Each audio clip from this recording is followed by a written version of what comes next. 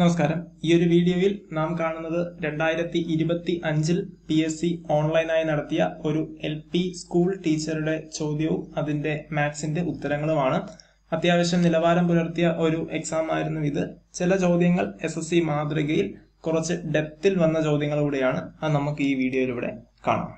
ഒന്നാമത്തെ ചോദ്യം, ഏറ്റവും ചെറിയ അഭാജ്യ സംഖ്യ ഏതാണ്? സിമ്പിൾ ചോദ്യമാണ്. ശരി ഉത്തരം ഓപ്ഷൻ സി 2 ആണ്. ഒരു സംഖ്യയെ അഭാജ്യ സംഖ്യ എന്ന് പറയണമെങ്കിൽ അതിനെ ആ സംഖ്യ കൊണ്ടും 1 കൊണ്ടും മാത്രമേ ഡിവൈഡ് ചെയ്യാൻ പറ്റുള്ളൂ. ഇപ്പൊ 2 എന്നുള്ള സംഖ്യ എടുത്തു കഴിഞ്ഞാൽ 2നെ 2 കൊണ്ടും 1 എന്ന സംഖ്യ കൊണ്ട് മാത്രമേ ഡിവൈഡ് ചെയ്യാൻ പറ്റുള്ളൂ. അത് കഴിഞ്ഞിട്ട് വരുന്നത് 3 ആണ്, പിന്നെ 5, 7 ഇങ്ങനെയാണ് പോകുന്നത്. അപ്പൊ ഏറ്റവും ചെറിയ അഭാജ്യ സംഖ്യ ചോദിച്ചു കഴിഞ്ഞാൽ 2 ആണ്. അത് കൂടാതെ ഇരട്ട അഭാജ്യ സംഖ്യ അല്ലെങ്കിൽ ഈവൻ ആയിട്ടുള്ള ഏക അഭാജ്യ സംഖ്യ ചോദിച്ചാലും അത് 2 ആണ്. എന്തുകൊണ്ടാണ്? ബാക്കി ഏതൊരു ഈവൻ നമ്പർ ഇരട്ട സംഖ്യ എടുത്താലും 2 കൊണ്ട് അതിനെ ഡിവൈഡ് ചെയ്യാൻ പറ്റും. അതാണ് അതിന്റെ കാരണം. അടുത്ത രണ്ടാമത്തെ ചോദ്യം, 1/2 raised to -1 പ്ലസ് 2/3 അതിന്റെ സ്ക്വയർ മൈനസ് 3/4 raised to 0 ഇതിന്റെ ഹോൾ raised to -2. ക്വസ്റ്റ്യൻ കണ്ടപ്പോൾ തന്നെ ഒരു പേടി തോന്നി. എന്നാ പിന്നെ ചെയ്യണ്ടെന്ന് വയ്ക്കാം. അങ്ങനെയല്ല, സിമ്പിൾ ആണ്. അപ്പൊ നമ്മളിവിടെ നോക്കിക്കേ, 1/2 raised to -1. 1/2 raised to വെറും 1 ആണെങ്കിൽ നമ്മൾ എന്ത് ചെയ്തേനെ?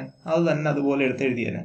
അപ്പൊ 1/2ന്റെ മോളിൽ -1 ആണ് വരുന്നതെങ്കിൽ നിങ്ങൾ വേറൊന്നും ചെയ്യണ്ട. താഴെ എന്ത് വരുന്നോ അതിനെ തിരിച്ചങ്ങ് എഴുതിയാൽ മതി. 1/2നെ തിരിച്ചൊന്ന് എഴുതിക്കേ, 2/1.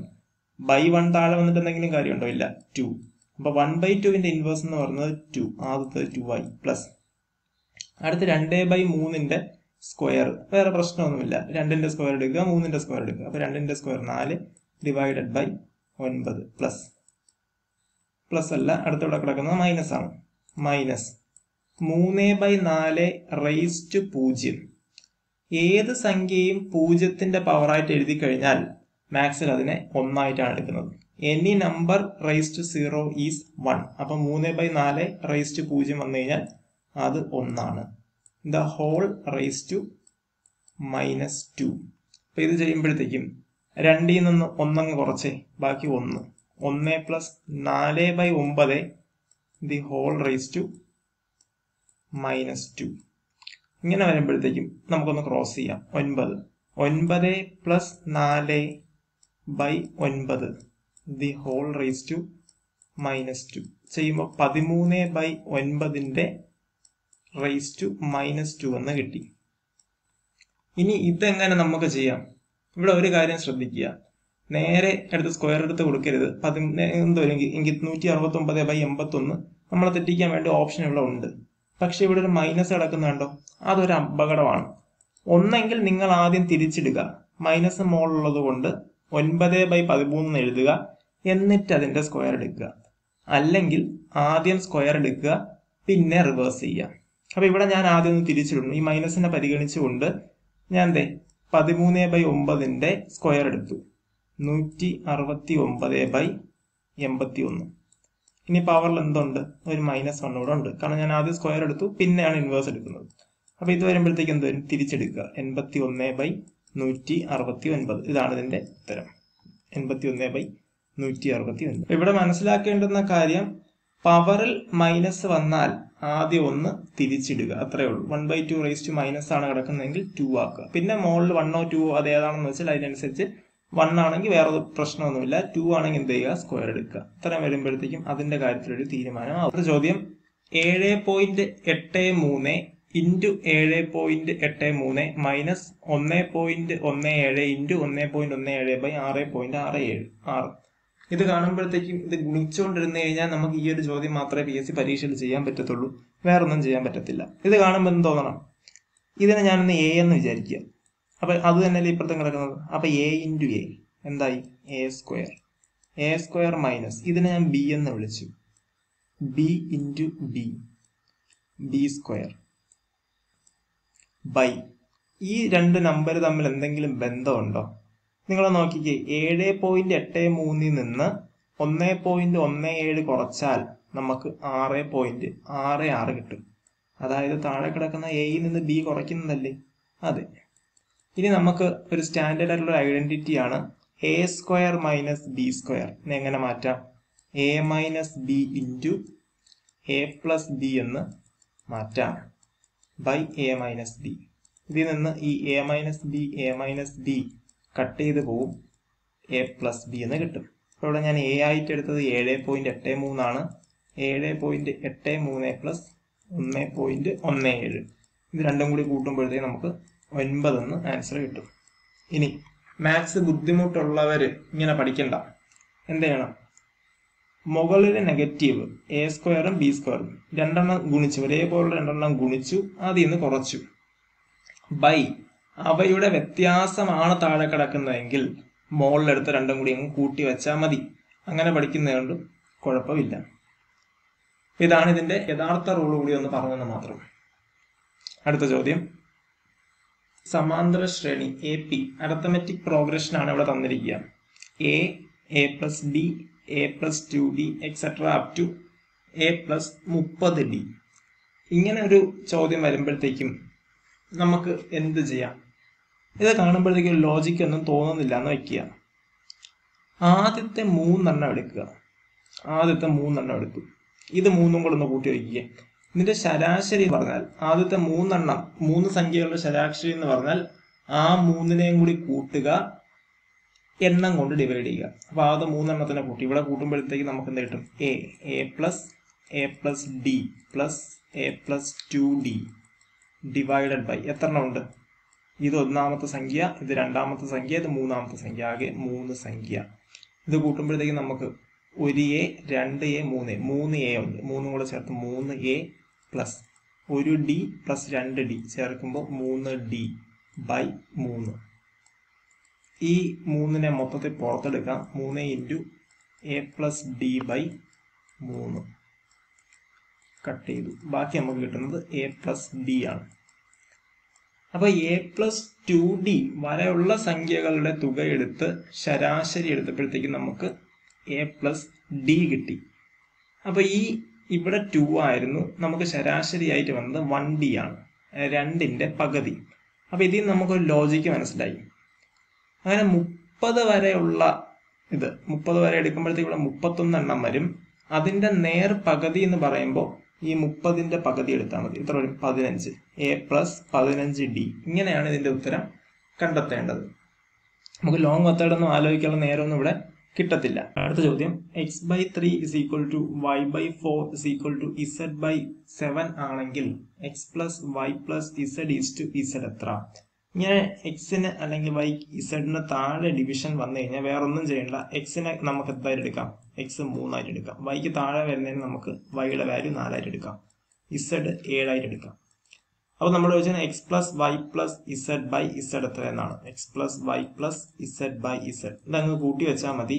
എക്സ് 3 4 7 7 14 14 ബൈ ഇസഡ് എന്ന് പറയുന്നത് 7 ചെയ്യുമ്പോഴത്തേക്ക് നമുക്ക് കട്ട് ചെയ്യുമ്പോൾ 2/1 എന്ന് കിട്ടും. ആൻസർ 2:1. റേഷ്യോ പറയുമ്പോഴത്തേക്കും 2:1. ഡി ഓപ്ഷനാണ് ശരിയായ ഉത്തരം. അടുത്ത ചോദ്യം, ഒരു ചതുരത്തിന്റെ നീളവും വീതിയും 4:3 എന്ന അംശബന്ധത്തിലാണ്. അതിന്റെ വികിരണത്തിന്റെ നീളം 25 സെന്റിമീറ്റർ ആണെങ്കിൽ ചുറ്റളവ് എത്ര? ആദ്യം ഞാൻ ഒറിജിനൽ മെത്തേഡ് പറയാം. നീളവും വീതിയെയും 4x എന്നും 3x എന്നും എടുക്കാം. ഒരു ചതുരം ഇവിടെ വരയ്ക്കുകയാണ്. ഏതാണ്ട് ഒരു ചതുരം പോലെ കിട്ടിയെന്ന് വിശ്വസിക്കാം. 4x 3x. വികിരണം എന്ന് പറഞ്ഞാൽ 2 അറ്റങ്ങളെ, ഇങ്ങനെ വരുന്ന അറ്റങ്ങളെ വരയ്ക്കുന്ന ഈ ഡയഗണലിനെയാണ് വികിരണം എന്ന് പറയുന്നത്. ഒരു റെക്ടാങ്കിളിനെ സംബന്ധിച്ച്, ചതുരത്തിനെ സംബന്ധിച്ച് ഓരോ ഇന്റീരിയർ ആംഗിളും 90 ഡിഗ്രി ആണെന്ന് നമുക്കറിയാം. ഇത് 90 ഡിഗ്രിയാണ്. 90 ഡിഗ്രിക്ക് എതിർവശത്തിന് വരുന്നതാണ് ഹൈപ്പോട്ടന്യൂസ് എന്ന് പറയുന്നത്. അപ്പൊ നമുക്കിവിടെ പാദം ബേസ് സ്ക്വയറും ഉണ്ട്, ഓൾട്ടിറ്റ്യൂഡ് ഹൈറ്റ് സ്ക്വയറും ഹൈറ്റും ഉണ്ട്. അപ്പൊ ഇതിന്റെ സ്ക്വയർ, രണ്ടിന്റെയും കൂടെ സ്ക്വയർ എടുത്തു കഴിഞ്ഞാൽ നമുക്ക് എന്ത് കിട്ടും? ഹൈപ്പോട്ടന്യൂസിന്റെ സ്ക്വയർ കിട്ടും. അപ്പൊ 4x 3x 4x സ്ക്വയർ എടുത്തേ 16x square. 16x square plus 9x square 3x square എടുക്കുമ്പോഴത്തേക്കും 3നെയും സ്ക്വയർ ചെയ്യണം, എക്സിനെയും സ്ക്വയർ ചെയ്യണം. ചെയ്യുമ്പോൾ നമുക്ക് 25x സ്ക്വയർ എന്ന് കിട്ടും. ആൻസർ ആയോ? ഇല്ല.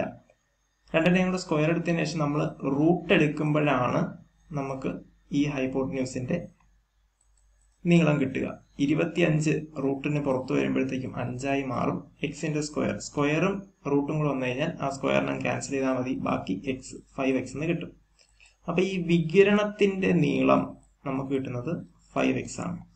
അതാണ് ക്വസ്റ്റ്യനിൽ തന്നിട്ടുള്ളത് 25. അപ്പൊ 5x is equal to 25. അങ്ങനെയാണെങ്കിൽ x നമുക്ക് ഇവിടുന്ന് 5 കിട്ടും. നമ്മളോട് ചോദിച്ചിരിക്കുന്നത് ചുറ്റളവാണ്.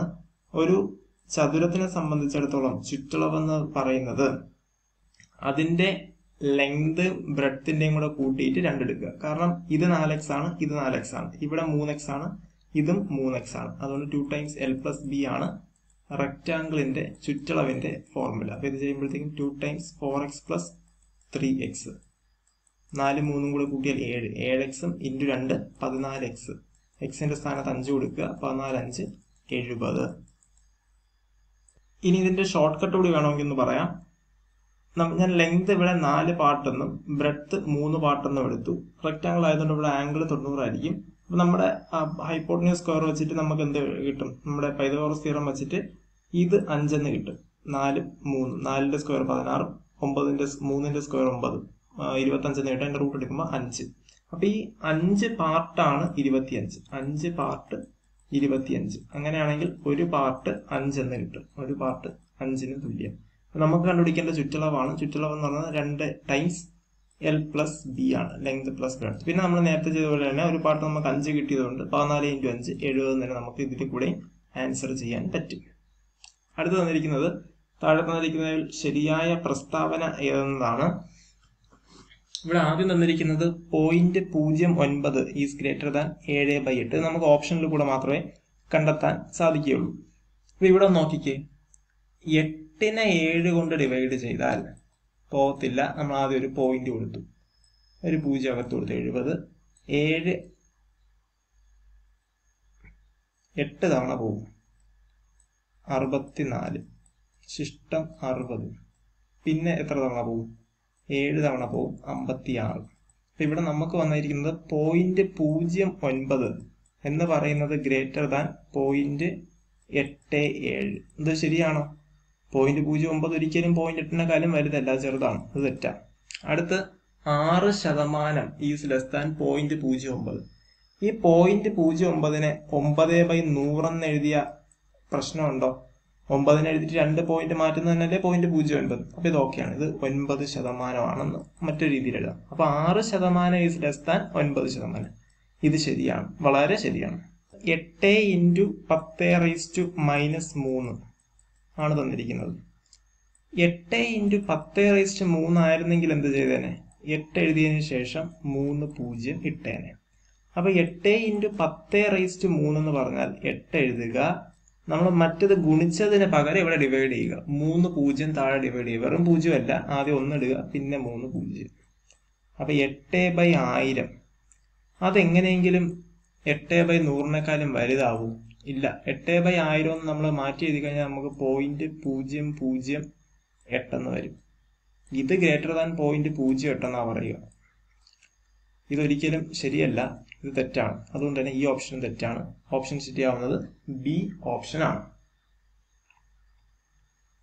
അടുത്ത ചോദ്യം, എയുടെ വരുമാനം ബിയുടെ വരുമാനത്തെക്കാൾ % കൂടുതലാണെങ്കിൽ ബിയുടെ വരുമാനം എയുടെ വരുമാനത്തെക്കാൾ എത്ര ശതമാനം കുറവായിരിക്കും? കുറവായിരിക്കും എന്നാണ് ചോദ്യം. ഇത് ഒരു ഷോർട്ട് കട്ട് മാത്രം പഠിച്ചാൽ മതി. 100 × 6/100 + 6. ഇവിടെ കുറവെന്ന് കണ്ടാൽ കൂട്ടണം. കുറവെന്ന് കണ്ടാൽ ഈ ഫോർമുലയിൽ കൂട്ടുക. ഇനി കൂടുതലെന്ന് ചോദിച്ചാൽ ഇവിടെ കുറയ്ക്കുക. അപ്പൊ 100 തന്നിരിക്കുന്ന പെർസെന്റേജ് എടുക്കുക. 100 × 60%. 100 × 60/100 + 60 ചെയ്യുമ്പോൾ നമുക്ക് 100 × 60/160 എന്ന് വരും. ഒരു 0 കട്ട് ചെയ്യാൻ പറ്റും. ബാക്കി ഇവിടെ 3 8 300/8 എന്ന് കിട്ടും. നമുക്ക് 37.5% എന്ന് ഇത് കാൽക്കുലേറ്റ് ചെയ്യുമ്പോൾ കിട്ടും. 300/8 എന്ന് പറഞ്ഞാൽ 37.5%. പുറത്ത് വയ്ക്കുക. കുറവെന്ന് ചോദിച്ചു കഴിഞ്ഞാൽ 100 ഡിവൈഡ് ചെയ്യുമ്പോൾ 100 പ്ലസ് കൊടുക്കുക. കൂടുതലെന്ന് ചോദിച്ചാൽ ഇവിടെ മൈനസ് വേണം കൊടുക്കാൻ.